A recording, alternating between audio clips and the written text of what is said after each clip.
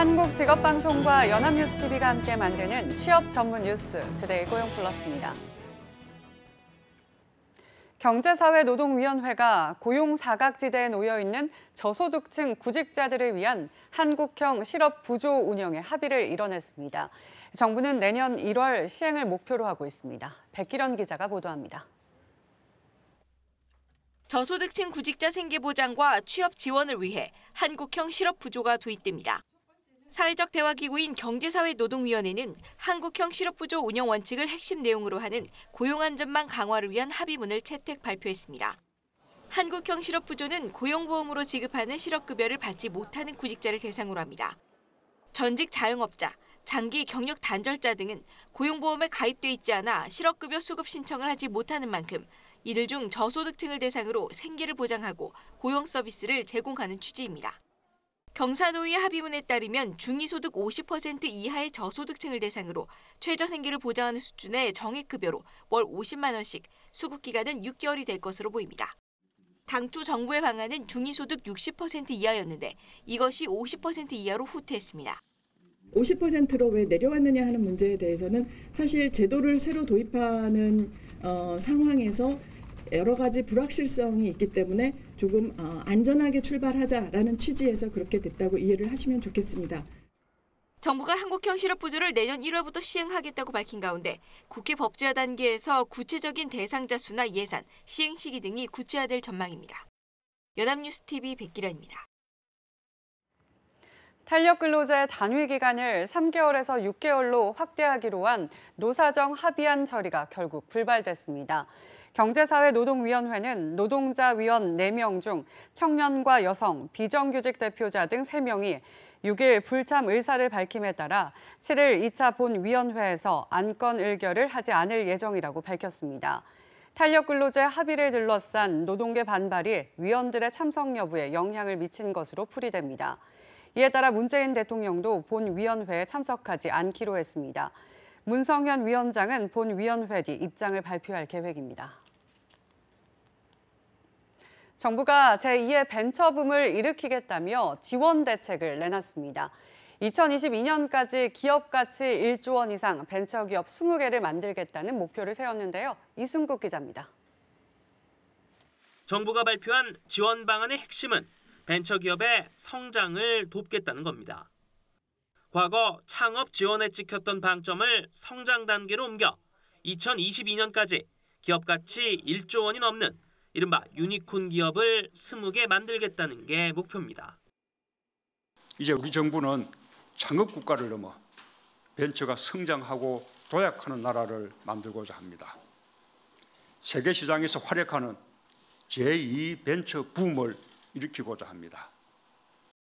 구체적으로는 창업 초기 기업인 스타트업의 성장을 지원하는 스케일업 펀드를 향후 4년간 12조 원 규모로 조성합니다. 또 신뢰도 높은 벤처 투자자에게 투자받은 스타트업에 대출 등 금융 지원을 하는 이른바 실리콘밸리 은행을 도입합니다. 벤처기업이 우수 인재를 확보할 수 있도록 주식 매수 선택권, 스톡옵션을 행사할 때 비과세 혜택도 확대하기로 했습니다. 일각에서는 정부 개입은 최소화하는 게 바람직하다는 지적도 나옵니다. 유니콘 기업이 만들어지는 거지 정부가 만드는 게 아니다. 정부의 역할은 규제 개혁과 테스트베드 제공, 투자에 대해서는 대기업과 벤처의 복합 생태계에서 민간 중심으로 이루어지도록 해야 되는 게 바람직하지 않을까. 한편 벤처기업협회는 이번 정부 지원 방안에 업계에서 지속적으로 요구해온 과제가 다수 반영됐다며 벤처 생태계의 자생력을 높이는 데 기여할 것이라고 평가했습니다. 연합뉴스TV 이승국입니다.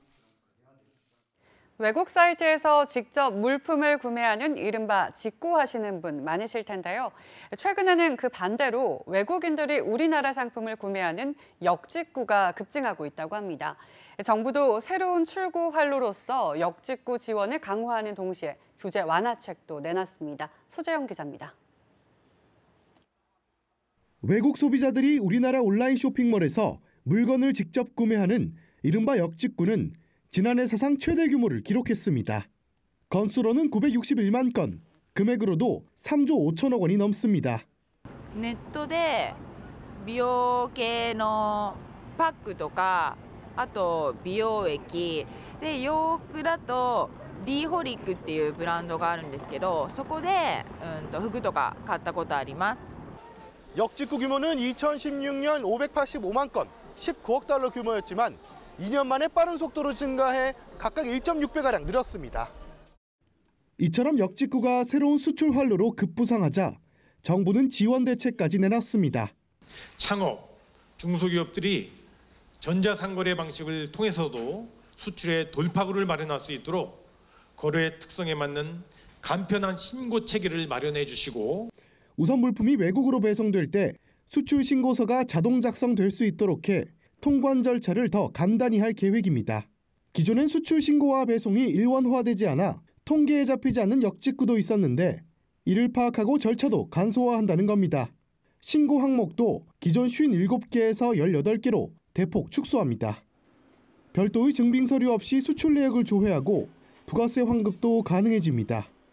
물류비 부담에 시달리는 영세 업체를 위해선 수출 전용 물류 창고를 만들고 통관과 보관, 배송까지 한 번에 작업 가능한 물류센터도 구축키로 했습니다. 연합뉴스TV 소재영입니다. 경제협력개발기구 OECD가 올해 한국의 경제 성장률을 기존보다 0.2%포인트 낮은 2.6%로 전망했습니다. OECD는 6일 발표한 중간 경제 전망에서 우리나라의 경제 성장률이 올해와 내년 모두 2.6%가 될 것으로 내다봤습니다. 이는 작년 11월 발표한 전망치보다 올해의 경우 0.2%포인트, 내년은 0.3%포인트 낮은 수준입니다. 지난해 도소매 숙박 음식점업 대출이 급증하면서 처음으로 200조 원을 넘어섰습니다. 한국은행에 따르면 작년 말 예금 취급 기관의 전체 산업대출 잔액은 1,121조 2천억 원이었습니다. 이 가운데 서비스업 대출 잔액은 677조 원으로 1년 전보다 9.5% 늘었는데 관련 통계를 작성한 2008년 이후 가장 높은 증가율입니다. 도소매 숙박 음식점 대출 잔액은 10.7% 급증한 200조 2천억 원을 기록했습니다. 제조업 대출 잔액은 344조 8천억 원으로 2조 2천억 원 줄었습니다. 연일 계속되는 미세먼지로 산업계도 비상에 걸렸습니다. 야외 작업이 많아 미세먼지에 노출될 수밖에 없는 건설업이 대표적인데요. 보다 긴 안목으로 미세먼지 해법 찾기에 직접 나선 기업들도 있습니다. 곽준영 기자입니다. 서울의 한 아파트 건설 현장. 미세먼지로 희뿌연 하늘 아래 근로자들이 마스크를 쓴 채 작업에 몰두하고 있습니다. 한쪽에선 대형 살수차가 물을 뿌리는 작업이 한창 진행 중입니다. 야외 작업이 많을 수밖에 없는 건설업계는 요즘 미세먼지 때문에 말 그대로 비상이 걸렸습니다. 미세먼지가 발생될 수 있는 굴착, 토사, 상차 반출 작업이라든가 이러한 작업들의 공정 스케줄을 연기를 통해서 미세먼지 발생을 중지를 시키고 있고요. 미세먼지가 걱정이기는 반도체 회사들도 마찬가지. 업계 특성상 나노 단위의 민감한 공정 때문에 완벽한 차단 시스템을 갖췄어도 만약을 대비해 대기질 상황을 면밀히 모니터링 중입니다. 미세먼지 해결을 위해 중장기적 자구책을 내놓는 기업들도 있습니다. 포스코는 앞으로 3년간 환경 분야에 1조 원을 투자하기로 했습니다. 철광석과 유연탄을 원료로 쓰는 탓에 오염물질 배출이 많을 수밖에 없는데 미세먼지의 65%를 차지하는 질소산화물과 황산화물을 줄이는 방안에 골몰하고 있습니다. LG와 삼성의 경우 지난해 말과 올해 초 공기과학과 미세먼지를 연구하는 조직을 신설했습니다. 고객들이 실제 생활하는 공간을 꾸며놓고 먼지, 유해가스 등을 측정하고 효과적으로 제거하는 방법을 연구하고 있습니다. 통신업계는 저마다 미세먼지 관련 데이터를 수집해 공공과 민간에 제공하고 있고 5개 광고까지 이용해 미세먼지 정보 전달에 나선 업체도 등장했습니다. 연합뉴스TV 곽준영입니다. 지난달 SK하이닉스가 반도체 산업단지 희망부지로 경기도 용인을 선정했는데요. 벼농사를 짓던 지역 주민은 환영 분위기입니다. 그런데 벌써부터 개발 호재 땅값이 들썩이면서 투기 우려도 나옵니다. 이재욱 기자가 현장에 다녀왔습니다. 경기도 영인시 처인구 원산면. 지난 1월 기준 인구 8,673명의 작은 농촌 지역입니다. SK하이닉스는 용인시 원산면 일대 여의도 1.5배 크기 448만 제곱미터 부지에 반도체 클러스터를 조성할 계획입니다. 지역 주민은 기쁜 기색을 감추지 못합니다. 예, 반도체 공장이 들어오면은 여긴 시골이라 교통도 망하고 동민들이 전속 환영을 합니다. 계획대로라면 반도체 산업단지 조성을 위해 이곳에 투자될 재원은 10년 동안 모두 120조 원. SK 하이닉스와 국내의 협력업체 50여 개가 입주하면 17,000여 명의 직접 고용 효과도 기대됩니다. 부동산 중개업소와 땅을 매입하려는 외지인의 발길도 끊이지 않습니다. 많이 생겼어. 한 20군데 넘을 거야 아마 여기. 식당도 없어지고 글쎄 다방도 없어지고 그것만 생긴다니까 여기. 현지 땅값은 후보지 선정 전보다 2배에서 4배 가까이 올랐고 땅 주인이 위약금을 주고 계약을 파기하는 일까지 생겼습니다.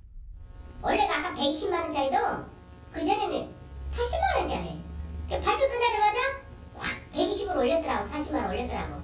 또 확인했더니 이번에 300을. 부지 확정지라고 지도를 보여주며 중개업자가 구매를 부추기기도 합니다. 위치를 보여주겠구나. 이게 위치야. 하지만 반도체 단지 부지는 아직 결정되지 않은 상황. 국토교통부는 현재 산업통상자원부의 요청으로 산업단지 공급 물량 추가 공급을 검토 중입니다. 연합뉴스TV 이재욱입니다. K-팝뿐 아니라 한류 열풍이 부는 곳이 또 있습니다. 바로 의료 분야인데요. 지난해 우리나라를 찾은 외국인 환자들이 국내 의료 서비스에 100점 만점에 90.5점을 줬습니다. 친절한 서비스와 뛰어난 의료 기술을 최고로 꼽았습니다. 이준훈 기자입니다. 러시아인 나제즈다 씨는 최근 허리 디스크로 애를 먹었습니다. 러시아에서 용하다는 병원은 다 가봤지만 증상은 나아지지 않았습니다. 움직이기 힘들 정도로 통증이 심한 날들이 계속됐지만 지인 소개로 한국 병원을 찾은 뒤 웃음을 되찾았습니다. В первую очередь доктору Ким Ханелю, и всему коллективу именно за милосердие и добросердечность, отношения человеческое всего коллектива. Ну и вот за операционный метод иголки это приятно. 이처럼 우리나라를 찾은 외국인 환자들은 국내 의료 서비스에 90.5점을 줬습니다. 특히 직원들의 서비스와 함께 언어 문제 없이 병원을 이용할 수 있는 편리함을 최고로 꼽았습니다. 타 문화권에 대한 이해가 너무 떨어졌기 때문에 환자들이 거기에서 느끼는 불편감들이 많았던 것 같습니다. 그래서 저희들이 월 1회 정도 직원들 대상으로 문화권에 대한 이해를 시킬 수 있는 교육들을 진행을 하고 있습니다.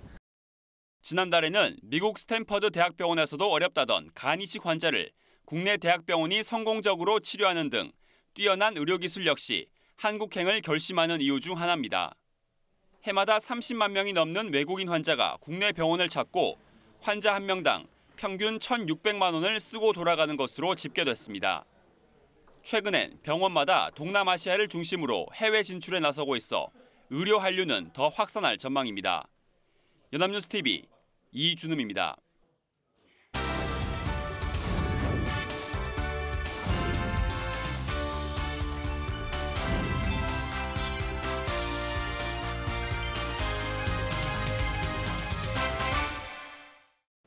사회적으로 핫한 이슈를 키워드로 알아보는 핫키워드 시간입니다. 안치홍 아나운서 안녕하세요. 안녕하세요. 핫키워드 시간입니다. 우리나라 인구의 3분의 1을 차지하는 4050 세대의 은퇴가 멀지 않았습니다. 과연 4050 세대의 은퇴 준비는 순항 중일까요? 핫키워드에서 알아봅니다. 네, 지금의 4050 세대는 시대의 변혁을 가장 많이 겪은 세대가 아닐까 싶습니다. 80년대 학생운동을 주도했던 60년대생과 신세대로 통하는 8, 90년대에 태어난 세대 사이에서 표류했던 이른바 낀 세대로 불리는데요. 부모와 자녀를 동시에 부양해야 하는데 경제적인 여건은 따라주지 않다 보니 인생에서 이 경제 문제가 가장 큰 난관이었던 안타까운 세대이기도 하죠. 네, 그렇습니다. 지금의 4050은 누구보다 가정과 일에 헌신적이었지만 이 경제 여파로 인해 일한 만큼의 대우를 받지 못했던 첫 세대이기도 한데요. 그런데 얼마 전 보험개발원이 발간한 2018 KIDI 은퇴 시장 리포트에 따르면 이 4050 세대의 은퇴 가구 수는 지금부터 18년 후인 2037년엔 약 727만 가구에 육박할 전망이라고 합니다. 지난 2017년에 4050 세대의 은퇴 가구 수가 약 28만 수준에 머물렀던 걸 고려하면 거의 폭발적인 증가라고 할 수 있는데요. 이렇게 4050의 은퇴 가구 수가 늘어나는 이유는 이른바 58년 개띠로 대표되는 50대 베이비 부머 세대의 은퇴가 본격화되면서 전반적으로 은퇴 가구 수가 늘어날 거란 예상 때문입니다. 네, 2037년쯤엔 은퇴 가구 러시가 일어난다는 건데요. 그렇다면 4050 세대들의 은퇴 준비는 잘 진행되고 있는 편인가요? 안타깝게도 다소 위태로운 수준입니다. 보험개발원의 조사에 따르면 설문에 참가한 4050 세대는 은퇴 후 소득이 은퇴 전 소득의 64.3%가 되길 희망하지만 실제로 은퇴를 한 후엔 48.1% 정도 수준에 그칠 것으로 예상했는데요. 일단 설문조사 결과로만 보자면 은퇴 후 최소 생활비 예상 금액은 부부 기준으론 월 265만 원, 개인 기준으론 월 158만 원으로 조사됐습니다. 그런데 이보다 더 나은 노후, 그러니까 이 삶의 질을 고려한 노후를 위해선 이 부부라면 월 327만 원, 개인은 월 194만 원의 노후 자금이 필요한 것으로 집계됐는데요. 하지만 아시다시피 은퇴 후엔 고정 수입이 없기 때문에 월 300만 원 가까이 되는 지출 금액을 미리 확보하는 일은 결코 쉬운 일이 아닙니다. 네, 300만 원이라면 30, 40대 대기업 회사원의 월급과 맞먹는 금액인 것 같은데 상당한 금액인데 지금 4050 세대는 노후에 필요한 자금을 어떻게 준비하고 있었나요? 네, 가장 많은 건 국민연금과 같은 공적연금을 통해서입니다. 이 남성은 71.7%가, 여성은 57.4%가 공적연금을 통해 노후 준비를 1순위로 뽑았는데요.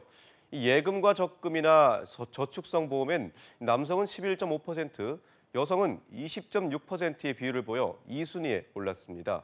민간 차원의 사적연금을 통해서라는 응답에는 남성은 8.4%, 여성은 13.7%가 응답해서 3위에 올랐는데요. 특히 이 같은 사적연금 활용 비중은 소득이 높아질수록 비례하게 높았습니다. 그런데 소득이 높지 않아도 국민연금에만 기대는 건 결코 바람직한 현상은 아닙니다. 국민연금만으로 노후 소득을 충분히 마련하기 어려운 게 현실이기 때문인데요. 가령 월 평균 소득이 227만 원인 가입자는 20년 동안 꼬박 국민연금을 부었을 땐 월 47만 원을, 30년을 냈을 땐 월 70만 원을 받게 됩니다. 이렇다면 앞서 이야기한 은퇴 후 최소 생활비의 절반에도 못 미치는 금액만 손에 쥐게 됩니다. 네, 그런데 국민연금이 아니더라도 4050 세대들은 어느 정도 내 집을 마련한 경우도 있기 때문에 기본적인 은퇴 예산에서 가만히 되지 않을까요? 네, 일단 자산 규모를 보면 4050 세대가 가구 주인 가구의 자산은 약 4,073조 원으로 우리나라 전체 가구 자산의 약 54.8%에 해당합니다. 하지만 부채도 많습니다. 4050 세대의 부채는 824조 원으로 전체 부채의 약 60.3%에 달하는데요. 이 때문에 부채를 해결하지 않고 은퇴를 한다면 오히려 자산보다 지출이 더 많아지는 위험한 현상이 발생할 수도 있다는 지적입니다. 네, 부채라는 변수가 있군요. 더욱이 주택담보를 지속적으로 갚아야 하는 예비 은퇴 가구나 개인 사업자의 경우엔 부채에 대한 고민이 더욱 깊을 것 같습니다. 네, 하지만 현 4050 세대들의 가장 큰 변수는 바로 자녀입니다. 응답자의 과반이 넘는 56.6%가 은퇴 후 자녀 부양이 부담된다고 답했을 정도인데요. 이 가운데 매우 부담된다고 응답한 비율도 10.7%나 달했습니다. 은퇴 후에도 교육비와 결혼 비용이 마치 부채처럼 남아있기 때문인데요. 이 4050 세대의 은퇴 후 예상 자녀 교육비는 평균 7,258만 원이었고 예상하는 자녀 결혼 비용은 평균 1억 3,952만 원이었습니다. 이 문제는 이 비용이 자녀 1인에게만 해당하는 비용입니다. 자녀가 더 있을 경우 실제 지출 비용은 더 커지겠죠. 이 때문에 은퇴 러시가 시작되기 전 저축과 절약을 통해 미리 은퇴 자금을 최대한 확보하는 게 필요할 것으로 보입니다. 네, 이것이 4050 세대들의 안타까운 현실입니다. 평생을 가족을 위해 헌신했지만 은퇴 후에도 여전히 대출과 부양에 대한 짐이 남아 있습니다. 매달 꼬박꼬박 부었던 국민연금 역시 은퇴 후 최소 생활비에도 미치지 못하는 금액으로 돌아옵니다. 하지만 다행인 건 대다수의 4050 세대들에게 은퇴까지의 시간이 다소나마 남아있다는 겁니다. 그 시간 동안만큼은 온전히 나를 위한 삶에 대해 고민할 수 있길 바라겠습니다. 4050 시청자 여러분, 오늘 하루도 수고하셨습니다. 지금까지 하키워드 안치홍 아나운서였습니다. 고맙습니다. 고맙습니다. 지금까지 투데이 고용 플러스였습니다. 오늘 저희가 준비한 내용은 여기까지입니다. 함께해 주신 여러분 고맙습니다.